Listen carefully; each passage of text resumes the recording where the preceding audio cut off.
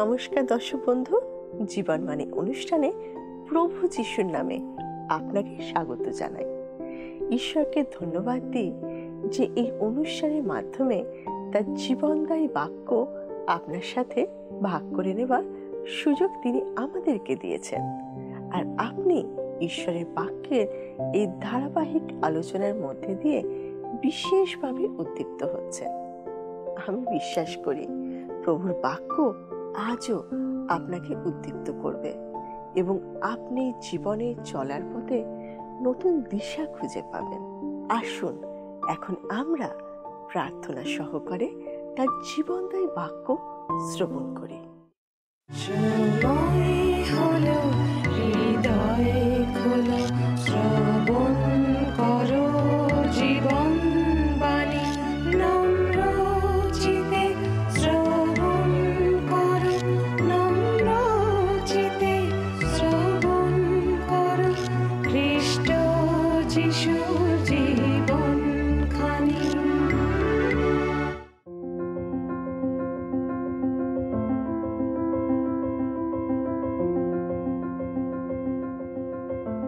জীবনবাণী অনুষ্ঠানে ধারাবাহিকভাবে আমরা এই সময় বাইবেলের পুরাতন নিয়মের অন্তর্গত দানিয়েলের ভাবাদী পুস্তকটি অধ্যয়ন করছি। আমরা এই পুস্তকটি অধ্যয়ন করার শুরুতে বলেছিলাম যে এটা এমন একটা পুস্তক যা ভাববাণীর ওপরে ভিত্তি করে রচিত। দানিয়েলের পুস্তকে যে ভাববাণীগুলি করা হয়েছে তার অনেকটাই হচ্ছে অন্তিমকালের বিষয়। এই পুস্তকটিকে আমরা মূলত দুটি অংশে বিভাজন করতে পারি। আমরা এই বিষয়ে আগে আলোচনা করেছি এবং বলেছি যে এর প্রথম অংশটিতে আমরা পৃথিবীর ভাবী ইতিহাস লক্ষ্য করি, যার মধ্যে কিছু ভাববাণী দেখা যায়। দ্বিতীয় অংশটিতে ভাবী ইতিহাসের সঙ্গে ভাববাণীকে দেখতে পাই। পুস্তকটির দ্বিতীয় অংশে আমরা দেখি যে দানিয়েল একাধিক দর্শন পেয়েছিলেন। সেই সমস্ত দর্শনগুলি তিনি তার জীবনের কোন কোন সময় দেখেছিলেন সেটা নির্দিষ্ট করে এই পুস্তকে বলা আছে। আমরা এই বিষয়ে গত পর্বে আলোচনা করেছি। আমরা পুস্তকের সপ্তম অধ্যায়ে দানিয়েলকে তার দর্শন প্রথমবার লিপিবদ্ধ করতে দেখি। এখানে তিনি 4টি জন্তুকে দেখতে পেয়েছিলেন। আমাদেরকে মনে রাখতে হবে যে তিনি একটি দর্শনেই 4টি জন্তুকে দেখতে পাননি। প্রথম দর্শনে তিনি প্রথম 3টি জন্তুকে দেখেছিলেন এবং দ্বিতীয়বারে তিনি চতুর্থ জন্তুটিকে দেখেছিলেন। তারপর তিনি তৃতীয়বার আরেকটি দর্শন পান, যেখানে তিনি স্বর্গের একটি দৃশ্য দেখতে পেয়েছিলেন। বাবিল রাজ নবুখদ্নেসর স্বপ্নে যে মূর্তিটা দেখেছিলেন তার সঙ্গে দানিয়েলের দেখা এই 4টি জন্তুর দর্শনের আশ্চর্যজনক মিল আছে। আমরা সে বিষয়েও একটি চার্টের মাধ্যমে আলোচনা করেছি। আমরা দেখেছি যে নবুখদ্নেসর স্বপ্নে দেখা মূর্তিটিতে যেমন 4টি ধাতু ছিল, তেমনি দানিয়েল 4টি জন্তু দেখেছিলেন। এই 4টি ধাতু এবং 4টি জন্তু মানব ইতিহাসের 4টি প্রধান সাম্রাজ্যের প্রতীক। প্রথমটি হলো বাবিল সাম্রাজ্য, দ্বিতীয়টি হলো তারপরে আসা মাদীয় পারসিক যৌথ সাম্রাজ্য, তৃতীয়টি হলো আলেকজান্ডার দ্য গ্রেটের নেতৃত্বাধীন গ্রেকো ম্যাসিডোনিয়ান সাম্রাজ্য এবং চতুর্থটি হলো রোম সাম্রাজ্য। আমরা আমাদের গত পর্বে সেই 4টি জন্তুর প্রথমটি নিয়ে বিস্তারিতভাবে আলোচনা করেছি। সেই জন্তুটা ছিল একটি সিংহ, যার ঈগল পাখির মতো ডানা ছিল। আমরা আমাদের আলোচনায় জেনেছি যে এই জন্তু নবুখদ্নেসর স্বপ্নে দেখা মূর্তির সোনার মাথার মতোই বাবিল সাম্রাজ্যকে প্রতিনিধিত্ব করে। আজ আমরা দানিয়েলের দর্শনের বাকি 3টে জন্তু সম্বন্ধে অধ্যয়ন করব। আমরা দেখব যে সেই জন্তুগুলো কিভাবে সে মহান সাম্রাজ্যগুলির প্রতিনিধিত্ব করে। আমরা আমাদের আজকের আলোচনা শুরু করব দ্বিতীয় জন্তুটির বিষয়ে যে পদে লেখা আছে ঠিক সেই পদটি পাঠ করে। আসুন আমরা 5 পদ থেকে পাঠ করি। পরে দেখো আরেক জন্তু, সেই দ্বিতীয়টা ভল্লুকের সদৃশ। সে এক পার্শ্বে চরণে ভর দিয়া দাঁড়াইল এবং তাহার মুখে দন্তশ্রেণীর মধ্যে তিনখান পঞ্জরের অস্থি ছিল, তাহাকে বলা হইল, উঠো, যথেষ্ট মাংস ভোজন করো। 7 অধ্যায় 5 পদ। ভাল্লুকটি হচ্ছে মাদীয় পারসিক সাম্রাজ্যের প্রতীক। নবুখুদনিসরের স্বপ্নে দেখা মূর্তির রূপার বাহুর সঙ্গে সাদৃশ্যপূর্ণ। ভালুকটি এক পাশের পায়ে ভর দিয়ে দাঁড়ালো। সেই মূর্তিটি ছিল দু হাতেই সমান দক্ষ। প্রথমে সেটা মাদীয়দের শক্তিশালী বাঁ হাত দিয়ে আঘাত হানলো এবং বাবিল দখল করলো। তারপর পারসিক ডান হাত দিয়ে সেটা আঘাত করে মিশর এবং পৃথিবীর বাকি অংশ, যা আগে বাবিলীয়রা শাসন করত, দখল করে নিল। তাহার মুখের দন্ত শ্রেণীর মধ্যে 3 খান পঞ্জরের অস্থি ছিল। এই 3টি পঞ্জর হচ্ছে 3টি রাজ্য, যা দিয়ে এই সাম্রাজ্য গঠন হয়েছিল, বাবিল, লুদ এবং মিশর। এই ভাল্লুকের কোনো ডানা ছিল না, কিন্তু বলা হয়েছিল, উঠো, যথেষ্ট মাংস ভোজন করো। মাদীয় পারসিক সেনাবাহিনী এক বিশাল ধীর গতি সম্পন্ন গর্জনরত ভাল্লুকের মতো চলাফেরা করত। এমনকি তারা নিজেদের পরিবারকেও সঙ্গে করে নিয়ে যুদ্ধে যেত। অহস্যেরস রাজা প্রায় 3 লক্ষ সৈন্য এবং 300 জাহাজ নিয়ে গ্রিসের বিরুদ্ধে থার্মোপিলায় অভিযান চালান, কিন্তু পরাজিত হন। তার নৌবাহিনী এক ঝড়ে ধ্বংস হয়ে যায়, কারণ সেই নির্দিষ্ট সময় পূর্বকে দিয়ে পশ্চিমকে শাসন করানোর ইচ্ছা ঈশ্বরের ছিল না। আমরা এবারে তৃতীয় জন্তুটির বিষয়ে কি লেখা আছে সেটা লক্ষ্য করি। আসুন আমরা 6 পদ পড়ি। পরে আমি দৃষ্টিপাত করিলাম, আর দেখো, আরেক জন্তু, সে চিতা ব্যাঘ্রের সদৃশ্য। তাহার পৃষ্ঠে পক্ষীর ন্যায় 4 পক্ষ ছিল, আবার সেই জন্তুর 4 মস্তক ছিল, এবং তাহাকে কর্তৃত্ব দত্ত হইল। এই তৃতীয় জন্তু হচ্ছে একটি চিতাবাঘ বা চিতা, যা অসহায় শিকারের উপর হঠাৎ করে ঝাঁপিয়ে পড়ে। সেটা হচ্ছে আলেকজান্ডার দ্য গ্রেট পরিচালিত গ্রেকো ম্যাসিডোনিয়ান সাম্রাজ্য। 4 পক্ষ এ বিষয়ে নির্দিষ্ট করে যে আলেকজান্ডার তার সেনাবাহিনীকে অত্যন্ত দ্রুততার সঙ্গে চালিত করতে এবং হঠাৎ আঘাত আনতে সক্ষম ছিলেন। এই সেনাবাহিনীর তুলনায় নবুখুদনিসরের সেনাবাহিনীকে মনে হতো যেন একটা ধীর গতির মালগাড়ি। যেসব শক্তিশালী দেশ সারা বিশ্বে আধিপত্য বিস্তার করেছে, তারা দ্রুত গতিতে অগ্রসর হওয়া এবং আঘাত হানার অসাধারণ দক্ষতা অর্জন করেছে। আজকালকার যুদ্ধে আমরা ক্ষেপণাস্ত্রের একটা প্রতিযোগিতা দেখতে পাই, যা একটা জাতিকে আরও ডানা বিস্তার করার প্রক্রিয়ার এক উন্নত ও পরিশীলিত ধাপ হিসেবে বিবেচিত হচ্ছে। 4 মস্তক আলেকজান্ডারের সাম্রাজ্যের বিভাজনকে চিহ্নিত করে। যখন তার বয়স 30-এর কোঠার শুরুতে, তখন তার মৃত্যু হয়, আর সেই সময় এই বিভাজন ঘটে যায়। একটা মহাভোজ, দ্রাক্ষারস পান ও উন্মাদনার ফলে বাবিল সাম্রাজ্যের পতন হয়েছিল। আলেকজান্ডারও সেই একই পথে হেঁটেছিলেন। দুজনের পরিণতি এক ছিল। আজকের দিনের জাতিগুলিও সেই একই পথে চলেছে। আলেকজান্ডারের মৃত্যুর পর তার 4 জন সেনাপতি তার বিশাল সাম্রাজ্যকে ভাগ করে নিয়েছিলেন, কারণ তারা প্রত্যেকেই জানতেন যে তারা একা পুরো সাম্রাজ্য নিয়ন্ত্রণ করতে পারবেন না। কাসান্দার ম্যাসিডোনিয়া অধিগ্রহণ করেন, লাইসিমাকাস নিয়েছিলেন এশিয়া মাইনর, সেলিউকাস নিয়েছিলেন অরাম বা সিরিয়া, সেখান থেকে দানিয়েল 8-এ উল্লেখিত ক্ষুদ্রতম সিংহ অ্যান্টিওকাস এপিফানিস উঠে আসে, যে জেরুসালেমের মন্দিরে ভয়ঙ্কর ধ্বংসযজ্ঞ চালিয়েছিল, এবং শেষ পর্যন্ত টলেমি মিশর অধিগ্রহণ করেছিল, যার বংশধর হিসেবে পরবর্তী সময়ে ক্লিওপেট্রার আগমন ঘটে। শাস্ত্র আমাদের গ্রেকো ম্যাসিডোনীয় সাম্রাজ্যের কোনো ঐতিহাসিক বিবরণ দেয় না। এটি কালানুক্রমিকভাবে পুরাতন এবং নতুন নিয়মের মধ্যবর্তী সময় পড়ে, যা নিয়মান্তরাল সময়কাল বা ইন্টারটেস্টিমেন্ট পিরিয়ড নামে পরিচিত। তবে এই সময়ই প্যালেস্টাইনে অবশিষ্ট থাকা ঈশ্বরের প্রজারা মিশর ও অরামীয়দের হাতে তীব্রতম নির্যাতন ও দুর্ভোগের শিকার হয়েছিল।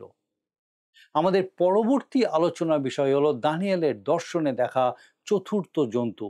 আসুন আমরা 7 পদ পাঠ করি। 7-এর পদে লেখা আছে, পরে আমি রাত্রিকালীন দর্শনে দৃষ্টিপাত করিলাম, আর দেখো, চতুর্থ এক জন্তু, সে ভয়ঙ্কর ক্ষমতাপন্ন ও অতিশয় শক্তিমান, এবং তাহার বৃহৎ লৌহময় দন্ত ছিল। সে ভক্ষণ করিল ও চূর্ণ করিল এবং উচ্ছিষ্টকে পদতলে দলিত করিল, আর পূর্বকার সকল জন্তু হইতে সে ভিন্ন, ও তাহার 10টি শৃঙ্গ ছিল। এই 10টি শিং সহ অনির্দিষ্ট আকৃতির জন্তুটি নবুখুদ্নেসরের দেখা মূর্তির লোহার পা জোড়ার মতোই রোম সাম্রাজ্যকে বোঝায়। আমরা দেখব যে এই বিষয়টির বিস্তারিত ব্যাখ্যা 19 থেকে 28 পদে দেওয়া হয়েছে। আমরা সেই ব্যাখ্যাটাই পেতে চাই যা ঈশ্বরের আত্মা আমাদেরকে দিয়েছেন। সেটা আমাদের সব ধরনের অনুমান বা কল্পনার হাত থেকে রক্ষা করবে। আগের 3টি জন্তুকে মিলিতভাবে যত গুরুত্ব দেওয়া হয়েছে তার থেকে অনেক বেশি গুরুত্ব দেওয়া হয়েছে এই চতুর্থ জন্তুটিকে। এই অংশটি আমাদের জন্য অত্যন্ত গুরুত্বপূর্ণ, কারণ আমরা এখন চতুর্থ জন্তুটির যুগেই বাস করছি, যখন 10টি পায়ের আঙুল এবং শিংগুলো প্রকাশ পেতে শুরু করেছে। চতুর্থ জন্তুটি সম্পূর্ণ ভিন্ন রকমের এবং সেটা একটি আলাদা দর্শনে প্রকাশ পেয়েছে। অন্যান্য জন্তুগুলোর সঙ্গে আজকের জঙ্গল ও চিড়িয়াখানায় পাওয়া পশুদের মিল রয়েছে। আমরা সবাই সিংহ, ভালুক বা চিতাবাঘ দেখেছি, কিন্তু এই ধরনের কোনো জন্তু আমরা কখনোই স্থল, সমুদ্র বা আকাশে দেখিনি। এটা সত্যি একটি অদ্ভুত ও অস্বাভাবিক জন্তু। আপনি যদি রাতের বেলায় এরকম জন্তুর স্বপ্ন দেখেন, তাহলে আমার মনে হয় মাথা ধরার বা ঘুমের ওষুধ আপনার কোনো কাজে আসবে না, বরং আপনি সারা রাত জেগে থাকবেন। জন্তুটিকে ভয়ঙ্কর, ক্ষমতাপন্ন ও অতিশয় শক্তিমান বলে বর্ণনা করা হয়েছে।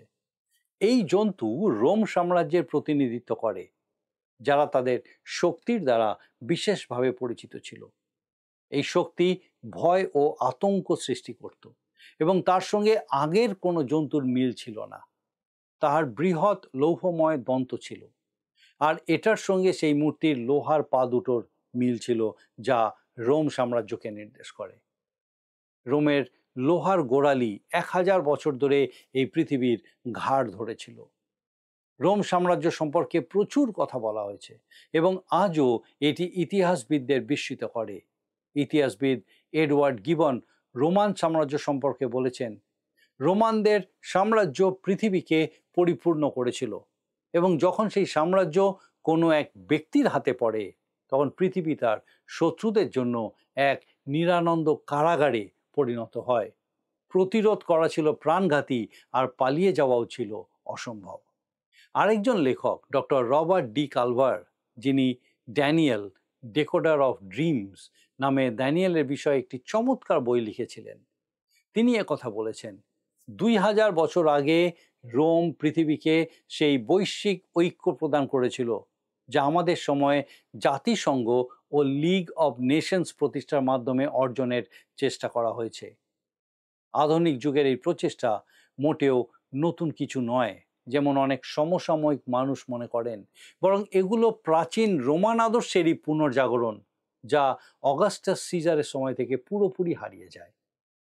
রোম সাম্রাজ্য এমনি ভেঙে পড়েছিল, এটি এখনো বেঁচে আছে ইউরোপের অনেক জাতির মধ্যে, সেই সব জাতির মধ্যে যেগুলো ভূমধ্যসাগরের তীরে এবং উত্তর আফ্রিকায় অবস্থিত। সেই অঞ্চলগুলো যেগুলো একসময় রোম সাম্রাজ্যের অন্তর্ভুক্ত ছিল। কেউ রোম সাম্রাজ্যকে পরাজিত করেনি, বরং সেটি নিজে থেকেই নানা জাতিতে বিভক্ত হয়ে গেছিল। এই অস্বাভাবিক জন্তুর 10টি শিং ছিল, যা স্পষ্টভাবে মূর্তির 10টি আঙুলওয়ালা পায়ের সঙ্গে সাদৃশ্যপূর্ণ। এখানে রোম সাম্রাজ্যের উৎপত্তির ওপর নয়, বরং শেষকালের উপর গুরুত্ব দেওয়া হয়েছে, অর্থাৎ সেই 10 সিংহের সময়কালের উপর। চতুর্থ জন্তুর এই দর্শন আমাদের জন্য আরো গুরুত্বপূর্ণ হয়ে উঠেছে, কারণ এটি এখনো পূর্ণ হয়নি। স্পষ্টতই আমরা শেষ সময়ের দিকে এগিয়ে যাওয়া কোনো একটি সময় বাস করছি। 3টি জন্তুর দর্শনগুলো ইতিমধ্যেই পূর্ণ হয়ে গেছে, যার অর্থ হলো ভবিষ্যৎবাণীর প্রায় 3/4 পূর্ণ হয়ে গেছে। ভবিষ্যতের জন্য কেবলমাত্র শৃঙ্গগুলির সময়কাল বাকি রয়েছে। চতুর্থ রাজ্য রোম ইতিমধ্যেই প্রকাশিত হয়েছে। যদিও সেটা ভেঙে পড়েছিল, তবুও সেটা 10টি রাজ্যে একত্রিত হয়ে আবার উঠে আসবে। এটা গড়ে তুলবে সেই ব্যক্তি যাকে ঈশ্বরের বাক্য খ্রিস্টারি রূপে চিহ্নিত করেছে। এই শৃঙ্গের বিষয়ে এরপরে আরো যা লেখা আছে, আসুন আমরা পাঠ করি ৮ পদ থেকে।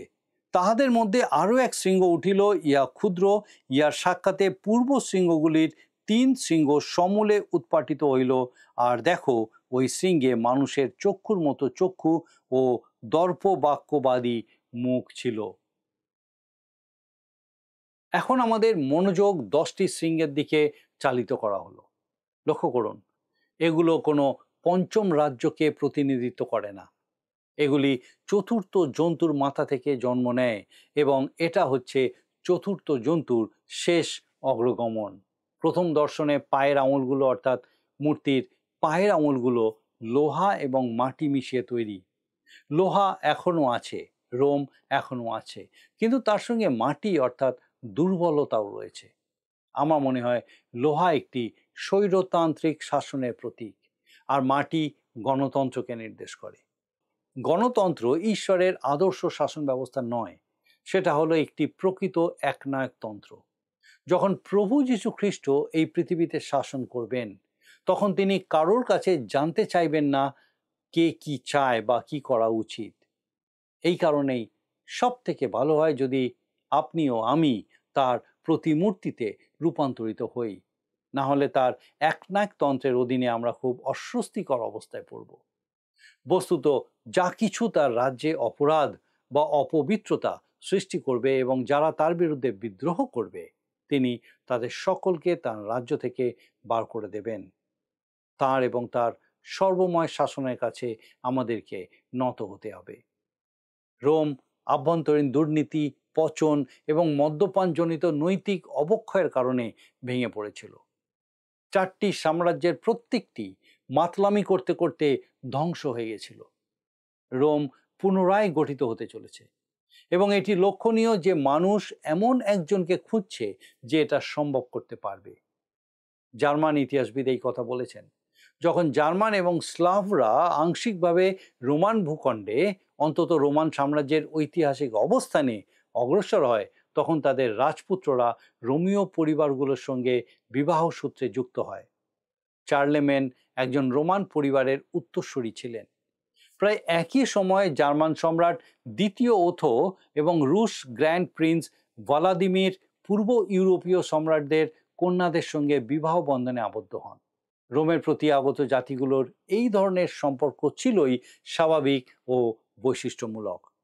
তারা নতুন কোনো রাজ্য প্রতিষ্ঠা করেনি, বরং রোমান সাম্রাজ্যকে অব্যাহত রেখেছে এবং এইভাবেই চলতে থাকবে সমস্ত পার্থিব ক্ষমতার শেষ পর্যন্ত, যেখানে তা শেষ পর্যন্ত 10টি রাজ্যে শাখা বিস্তার করবে।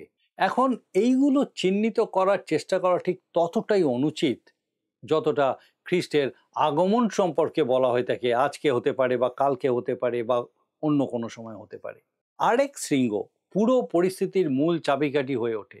সে 10টি সিংহের মধ্যে 3টি সিংকে উপড়ে ফেলবে এবং সকলের উপরে নিজের আধিপত্য প্রতিষ্ঠা করবে। আমি জানি না 10টি রাজ্য কারা, তবে এগুলো রোম সাম্রাজ্যের বিচ্ছিন্নতা থেকে উঠে আসবে। ওই সিংহে মানুষের চক্ষুর মতো চক্ষু মানব বুদ্ধিমত্তা ও প্রতিভাকে নির্দেশ করে। দর্প বাক্যবাদী মুখ এই ব্যক্তির ঈশ্বর নিন্দাকে বোঝায়। আমরা আজকের আলোচনার শেষে উপস্থিত হয়েছি। আসুন আমরা আরেকবার আমাদের আজকের আলোচিত বিষয়গুলো সংক্ষেপে দেখে নিই। প্রথমত, 4টি জন্তুর মধ্যে দ্বিতীয়টি হচ্ছে একটি ভাল্লুক। তার মুখে পাঁজরের 3টি হাড় ছিল এবং তাকে যথেষ্ট পরিমাণে মাংস খেতে বলা হলো। তৃতীয় জন্তুটি হচ্ছে একটি চিতাবাঘ, যার পিঠে পাখির ডানার মতো 4টে ডানা ছিল, তাছাড়াও তার 4টে মাথা ছিল। চতুর্থ জন্তুটি একটি অদ্ভুত ও ভয়ঙ্কর ক্ষমতাপন্ন ও শক্তিমান জন্তু ছিল। এটা এমন একটি জন্তু যার সঙ্গে স্থলে, জলে বা আকাশে দেখতে পাওয়া কোনো জন্তুর মিল নেই। এই জন্তুটির 10টি শিং ছিল। এই 10টি শিং এর মধ্যে একটি শিং খুব ছোট ছিল, যেটা 3টি শিংকে উপড়ে ফেলল। এই ছোট শিংটি মানুষের মতো চোখ এবং দর্প বাক্যকারী মুখ ছিল। এবং এই বিষয়গুলোর বিশেষ তাৎপর্য আমরা বোঝার চেষ্টা করলাম। আগামী দিন এই বিষয়ে আমরা আরো বেশি করে দেখব ও বোঝার চেষ্টা করব। আসুন এখন প্রার্থনায় যাব, আর আমি চাইব আপনি আমার সঙ্গে যোগ দিন। আসুন প্রার্থনা করি। মঙ্গলময় পিতা, তোমার ধন্যবাদ, তোমার স্তুতি প্রশংসা, তোমার গৌরব করি প্রভু, যে তোমার পবিত্র পরাক্রমে আরেকটি বার তোমার এই জীবন্ত বাক্যের সান্নিধ্যে তুমি আমাদেরকে আসতে সাহায্য করলে। ধন্যবাদ ঈশ্বরীয় পিতা, বিশেষ করে তোমার এই জীবন্ত বাক্য যেভাবে আমাদের সঙ্গে কথা বলতে চায় বিভিন্ন দর্শনের মধ্যে দিয়ে, স্বর্গীয় পিতা, বুঝতে উপলব্ধি করতে তা তুমি সাহায্য করলে। ধন্যবাদ দিই আমাদের প্রত্যেক দর্শক বন্ধুর জন্য যে তুমি তাদেরকে আরেকবার পিতাগো তোমার এই জীবন্ত বাক্যের সান্নিধ্যে নিয়ে আসলে। প্রার্থনা করি প্রভু, সে প্রত্যেক দর্শক বন্ধু, তাদের পরিবার পরিজন প্রত্যেকের জন্য বিশেষ করে প্রার্থনা করি এই সময় পিতা, তোমার অনুগ্রহের হাত সে প্রত্যেকের উপরে রাখো।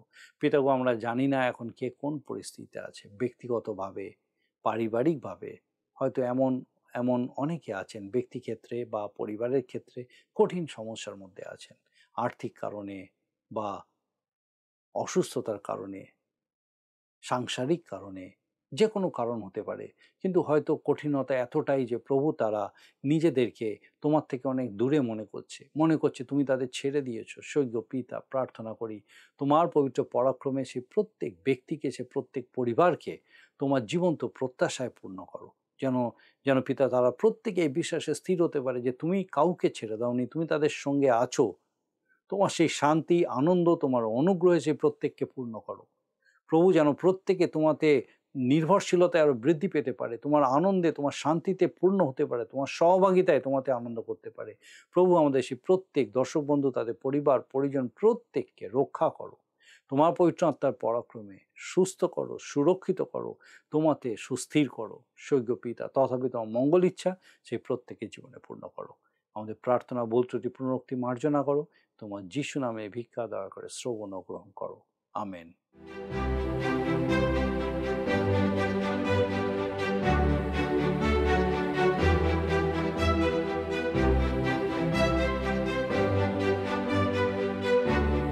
বন্ধুরা, আজকের বাক্য নিশ্চয়ই আপনার জীবনে এক নতুন আনন্দ যোগ করেছে। আপনি যদি আমাদের এই অনুষ্ঠান বা পুরাতন সম্প্রচারগুলি আবারও দেখতে চান, তাহলে আমাদের অফিসিয়াল ইউটিউব চ্যানেলটি সাবস্ক্রাইব করুন। ভালো লাগলে ভিডিওটি লাইক করুন এবং আপনার বন্ধু বান্ধবদের সাথে শেয়ার করুন। আর অবশ্যই আপনার মতামত কমেন্ট সেকশনে জানান। ভোরের আলো ফোটার সাথে সাথে যেমন পাখিরা আনন্দে কলতান শুরু করে, আমার মনে হয় ঈশ্বরের বাক্য শ্রবণ করলে আমাদেরও প্রাণ আনন্দে মেতে ওঠে। আপনার আনন্দের কথা আপনি আমাদেরকে জানাতে পারেন টিভি স্ক্রিনে দেওয়া নম্বরে। আমরাও আপনার সাথে প্রভুতে আনন্দ করব। এখন শুনে নি আজকের দিনের প্রশ্ন। প্রিয় বন্ধু, আসুন আমরা আজকের প্রশ্নোত্তরে আসি। গতকালের প্রশ্নের উত্তর অপশন এ, প্রথম বৎসরে। আজকের প্রশ্ন, দানিয়েলের দেখা 4টি জন্তুর দর্শনে দ্বিতীয় জন্তুটি কি ছিল? অপশন এ সিংহ, বি ভালুক, সি চিতাবাঘ, ডি কোনোটাই নয়। বন্ধু, এই প্রশ্নের উত্তর আগামীকাল সন্ধে 6টার মধ্যে option A, B, C, D সহকারে আপনার নাম ও সম্পূর্ণ ঠিকানা সহ 9433497235 এই নম্বরে SMS বা হোয়াটসঅ্যাপে পাঠাবেন।